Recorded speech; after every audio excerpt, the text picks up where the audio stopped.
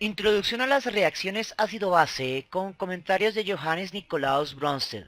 Un indicador de pH es un compuesto químico holocromático que se agrega en pequeñas cantidades a una solución para que el pH, es decir, la medida de la acidez o basicidad de la solución, se pueda determinar visualmente por un cambio de color. Por lo tanto, un indicador de pH es un detector químico para iones hidróneo. Como la mayoría de los compuestos orgánicos que se producen naturalmente, los indicadores son electrolitos débiles, ácidos carboxílicos y aminas. En otras palabras, ellos mismos son ácidos o bases débiles, pero se agregan en tan bajas cantidades y bajas concentraciones que su efecto en la estequiometría de la reacción ácido-base es despreciable. Los indicadores de pH se emplean con frecuencia en titulaciones en química analítica y biología para determinar el grado de una reacción química ácido-base. Debido a la elección subjetiva del color, los indicadores de pH son susceptibles de lecturas muy imprecisas. Para aplicaciones que requieren una medición precisa del pH, se usa frecuentemente un medidor de pH llamado potenciómetro. A veces se usa una combinación de diferentes indicadores para lograr varios cambios suaves de color en una amplia gama de valores de pH. Estos indicadores comerciales, por ejemplo el indicador universal y los papeles de Hidron, se usan cuando solo se necesita un conocimiento aproximado del pH. A continuación, se detallan algunos indicadores comunes de pH en el laboratorio de química general. Los indicadores usualmente exhiben colores intermedios a valores de pH dentro del rango de transición listado. Por ejemplo, el rojo de fenol exhibe un color naranja entre los pH 6,8 y 8,4. El rango de transición puede variar ligeramente dependiendo de la concentración del indicador en solución y de la temperatura en la cual se usa. Se considera que para que el ojo humano aprecie con claridad la diferencia entre dos colores, la concentración debe variar entre 10 y 100 veces, por lo que el cambio de color se produce gradualmente en un intervalo de 1 y 2 unidades de pH, lo cual implica cambios de pH entre 10 y 100 veces. El cambio de color de un indicador se denomina viraje y el intervalo de pH en el cual se produce es el intervalo de viraje y es característico de cada indicador. Los indicadores de pH no permiten determinar el punto final de una valoración. Para ello se debe hacer una correcta elección del indicador, de modo que el punto de equivalencia debe encontrarse en el intervalo de viraje del indicador. Se deben utilizar cantidades muy pequeñas de indicador para que no interfieran apreciablemente con la estequiometría de los reactivos. El punto final se corresponde con el primer cambio neto de color detectable y persistente durante al menos 30 segundos. Los indicadores más comúnmente empleados son el rojo de metilo y la fenolftaleína. No todos los indicadores tienen rangos de viraje limitados. El indicador universal y el colorante de Colombarda poseen un viraje en casi todo el espectro del pH. El punto de neutralización es aquel punto que se produce cuando se da un cambio rápido de pH, especialmente cuando el pH alcanza el valor de 7. Los estudios cuantitativos de las reacciones de neutralización ácido-base se llevan a cabo más convenientemente usando un procedimiento experimental conocido como la titulación. En un experimento de titulación, una solución de concentración conocida con precisión, llamada solución estándar, se agrega gradualmente a otra solución de concentración desconocida hasta que se completa la reacción química entre las dos sustancias. Si conocemos los volúmenes de la solución estándar y desconocida utilizadas en la titulación junto con la concentración de la solución estándar, podemos calcular la concentración de la solución desconocida. El punto de equivalencia generalmente se señala por un cambio brusco de color de un indicador de la solución. En titulaciones ácido-base, los indicadores son sustancias que tienen colores claramente diferentes en medio ácido y básico. Un indicador comúnmente utilizado es la fenolftaleína, que es incolora en soluciones ácidas y neutras, pero rosada rojizo en soluciones básicas. En el punto de equivalencia, todo el ácido presente ha sido neutralizado por la base agregada y la solución aún es incolora. Sin embargo, si agregamos solo unas cuantas gotas más de la solución de base en la ureta, la solución se pondrá rosa inmediatamente porque la solución ahora es básica. Cabe destacar que la fenolftaleína no marca el punto de equivalencia real, pero la diferencia es despreciable matemáticamente, por lo que asumiremos a priori que el volumen de parada de la ureta es el punto de equivalencia 7, aunque eso no sea realmente el caso. Adicionalmente, como el primer punto de cambio de color es el más cercano al punto de neutralización, si nos pasamos de ese primer rosa rosado, estaremos incrementando el pH a valores que sí afectarán y que serán demasiado diferentes del 7. Por lo tanto, en una titulación, cuando usted ya obtiene un color rojo muy intenso, ese valor de volumen ya nos es inservible y hay que repetir la titulación. En ejercicios de lápiz y papel tenemos dos tipos de titulaciones, las de ejercicio simple y las de laboratorio. Las de ejercicio simple me dan una serie de valores más sencillos de procesar, mientras que en las de laboratorio, que son reales, debemos tener en cuenta varios procesos y sus modelos matemáticos correspondientes. Como esta lección está enfocada a los ejercicios de lápiz y papel que van a aparecer en evaluaciones de estado, nos vamos a enfocar en los procesos de ejercicio simple, como el que tenemos a continuación. ¿Cuál es la concentración de iones hidronio y el pH inicial de una solución de ácido clorhídrico con un volumen de 20 mililitros? Si hicieron falta 20 mililitros de una solución de hidróxido de potasio al 0.1 molar. Ahora, como en casos anteriores, este problema se divide en dos partes, una parte analítica y otra numérica. La parte analítica es lo que en realidad buscan analizar las pruebas de estado, mientras que la parte numérica es muy sencilla. Entonces, en primera instancia, como estamos tratando con una reacción química, vamos a necesitar una de las leyes de la estequiometría básica. En este problema específico, vamos a emplear la relación de mol a mol. Entonces, en la relación de mol a mol, vamos a tener que las moles de la sustancia incógnita van a ser igual al cociente de coeficientes estequiométricos. Coeficiente estequiométrico de la incógnita multiplicando coeficiente estequiométrico del dato dividiendo multiplicado por los moles del dato. Y adicionalmente, como estamos tratando con concentraciones molares, necesitamos la definición de concentración molar. Entonces, la definición de concentración molar de cualquier sustancia va a ser igual a un cociente. Multiplicando van a ir los moles de la sustancia a analizar y dividiendo el volumen total de la solución, donde está la sustancia, expresado en litros. Si se dan cuenta, hay una variable que nos permitiría conectar y es la cantidad de sustancia en moles.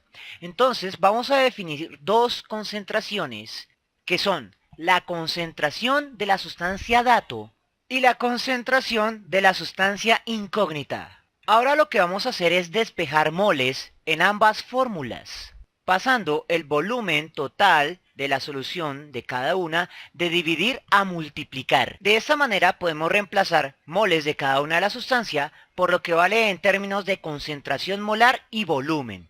Primero con las moles del dato, concentración molar del dato por volumen total del dato. Y en el otro extremo reemplazamos moles de la incógnita por lo que vale en términos de concentración molar de la incógnita por volumen total de la incógnita. En este punto simplemente es despejar el volumen total de la incógnita para que la concentración molar de la incógnita quede como la variable a calcular. Y solo por estética voy a mover la concentración del dato al extremo derecho, aunque no es necesario. Y esta es la fórmula de titulaciones básicas. Cualquier problema de titulación básico se puede resolver con esta fórmula. Entonces vamos a tener coeficientes estequiométricos, volúmenes de ambas sustancias y la concentración molar del dato. Observe que el ejercicio me da la concentración molar del dato, el volumen de ambas sustancias, pero no me da directamente los coeficientes estequiométricos, porque en este punto se asume que usted sabe realizar esta ecuación de doble desplazamiento. Entonces tenemos esa reacción de doble desplazamiento. En la titulación lo que va a pasar es que el cloro no metálico se va a unir con el metal de la otra sustancia. Como el potasio tiene un estado de oxidación de +1 y cloro de -1, la unión se da de manera simple, KCl. Y el hidrógeno de la primera sustancia se une con el OH de la otra sustancia para producir agua. Una vez que tenemos esto, revisamos la estequiometría de la reacción. 2 hidrógenos a la izquierda, 2 a la derecha. Un oxígeno a la izquierda, 1 a la derecha. Un potasio a la izquierda, un potasio a la derecha. Un cloro a la izquierda, un cloro a la derecha. Por lo tanto, esa ecuación tal cual está planteada está balanceada y por lo tanto ya tenemos los coeficientes estequiométricos para usar. Lo único que resta es reemplazar en esta fórmula. Primero que todo, vamos a identificar cuál es la identidad de la incógnita. El problema me dice que cuál es la concentración de diodenes-hidróneo y el pH inicial de una solución de HCl. Por lo tanto, el ácido clorhídrico va a ser nuestra incógnita.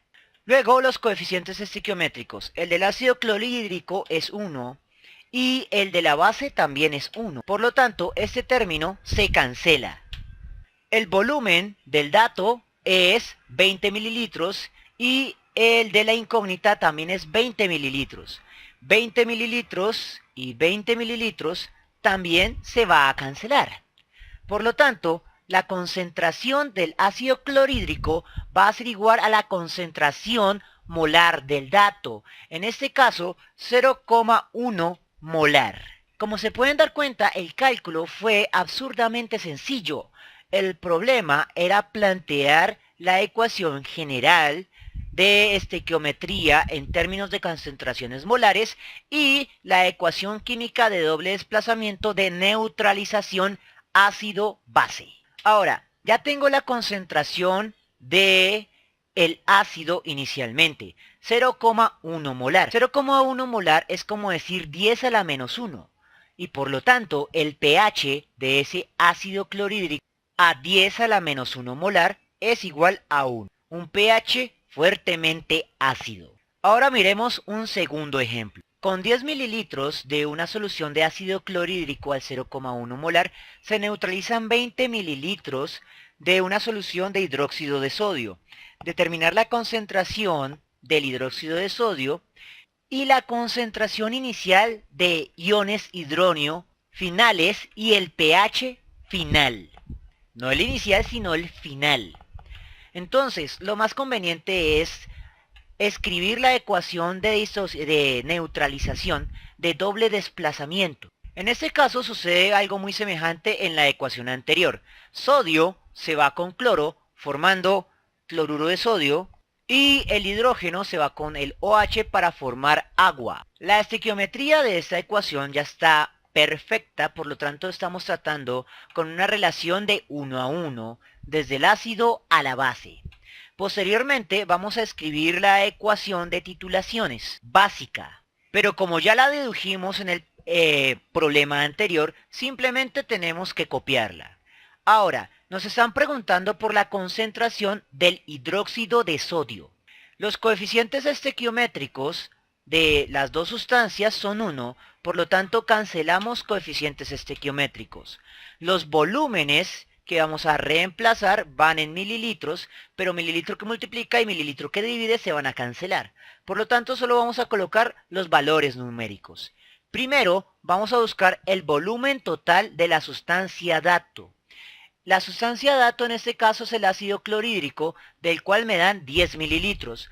Por lo tanto, anoto 10. Y el volumen de la sustancia incógnita, que en este caso es el hidróxido de sodio, es 20 mililitros. Por lo tanto, anoto 20. Y la concentración del dato es 0,1 molar. Entonces el cálculo va a ser 0 que multiplica, 0 que divide se cancela, y va a ser la mitad de 0,1 molar. Por lo tanto, la respuesta va a ser 0,05 molar para la concentración inicial del hidróxido de sodio. Ahora nos dice que también determinamos las concentraciones del ion hidronio al final. Como estamos hablando de una neutralización, significa que la mezcla al final opera como si fuera una cantidad de agua pura, de pH 7. Y si el pH es 7, significa que la concentración final de iones hidronio es igual a 10 a la menos 7, porque el pH de una neutralización es 7 en su punto final real. Por lo tanto, el pH también es 7. Y con esto terminamos un problema de titulaciones simple de lápiz y papel. Y tenga en cuenta que cuando estamos tratando con una titulación real de laboratorio, hay otros procesos y el modelo matemático será un poco más complicado. Los ácidos y bases que han utilizado hasta ahora en el laboratorio son probablemente soluciones de sustancias inorgánicas relativamente simples, como el ácido clorhídrico, el ácido sulfúrico, el hidróxido de sodio y similares. Pero los ácidos y las bases son importantes incluso cuando no estamos en el laboratorio. Son omnipresentes, incluso en los alimentos que comemos. Además, ácidos inorgánicos que tienen más de un hidrógeno son ácidos débiles. Generalmente el primer hidrógeno se cede más fácil que el segundo, lo cual permite operarlos como si fueran ácidos monopróticos en equilibrio químico. El sabor característico de las uvas se debe en gran parte al ácido tartárico y al ácido málico, dos ácidos orgánicos estrechamente relacionados, que difieren en un solo átomo de oxígeno, que se encuentran en los sistemas biológicos. La fermentación de los azúcares en las uvas en última instancia forma vinagre, cuyo sabor ácido y agrio se debe al ácido acético. El sabor agrio de las naranjas, los limones y otros cítricos se debe al ácido cítrico y en menor medida al ácido ascórbico, mejor conocido como la vitamina C. La mayoría de las sustancias ácidas son ácidos débiles y por lo tanto solo están parcialmente ionizadas en solución acuosa. Podemos usar la constante de equilibrio para la reacción de ionización para expresar el grado en que un ácido débil se ioniza. Y también para ver qué tan débil es un ácido débil y qué tan fuerte es un ácido fuerte. Normalmente la ecuación se puede expresar de la siguiente manera. La constante de acidez va a ser igual a, multiplicando colocamos las concentraciones molares de los productos. En este caso, la base conjugada y la cantidad de iones de hidrógeno positivos y dividiendo la sustancia molecular, es decir, el ácido correspondiente. Esta es la ecuación de disociación ácida para la mayoría de los ácidos, ya sean monopróticos o la primera disociación en un ácido poliprótico. Lo que en realidad importa es analizar los valores de la constante de acidez. Si un ácido es muy ácido, va a liberar mucha cantidad de productos y poca de reactivos, por lo tanto la constante va a ser alta. Si un ácido es muy débil, entonces se va a disociar poco y lo de abajo va a ser muy grande, lo de arriba muy pequeño y por lo tanto vamos a tener valores muy bajos, cercanos a cero. Por ejemplo, el ácido clorhídrico es un ácido muy fuerte con una constante de disociación de 9,2 por 10 a la 9. Es como tener 9 seguido de 9 ceros a la derecha. Mientras que el amoníaco, que es una base fuerte, tiene una constante de disociación muy baja, de menos 10 como orden de magnitud. Eso implica que a la izquierda del 5 se encuentran 10 ceros y por lo tanto estamos tratando con un número muy pequeño. Un tampón, buffer, disolución amortiguadora o disolución reguladora es una mezcla en concentraciones relativamente elevadas de un ácido y su base conjugada, es decir, ácidos o sales hidrolíticamente activas que tienen una propiedad especial, y es la de resistirse al cambio de pH. Si el pH tiende a comportarse como ácido, entonces la solución genera base para equilibrar. Si el ambiente se torna básico, entonces la solución genera ácido para compensar. De modo tal que el pH se mantiene en estabilidad. Por lo tanto, ese es un fenómeno de amortiguación de pH. Este hecho es de vital importancia en diversos contextos en donde es necesario mantener el pH dentro de un umbral estrecho. Por ejemplo, con un leve cambio en la concentración de iones de hidrógeno positivos al interior de la célula, se puede producir un paro en la actividad de sus enzimas y por lo tanto la muerte celular. La sustancia reguladora de pH más común en la sangre es el ion bicarbonato, que emerge de una de las disociaciones del equilibrio múltiple del dióxido de carbono. Cuando se llega al ion bicarbonato, también llamado hidrógeno carbonato de una carga negativa, esta sustancia se comportará como una base si se enfrenta a otro ácido o como un ácido si se enfrenta a otra base, intentando mantener un pH un poquito por encima de 7. Las sales de bicarbonato, como el bicarbonato de sodio, son por lo tanto reguladores de un pH, como ocurre en el plasma sanguíneo.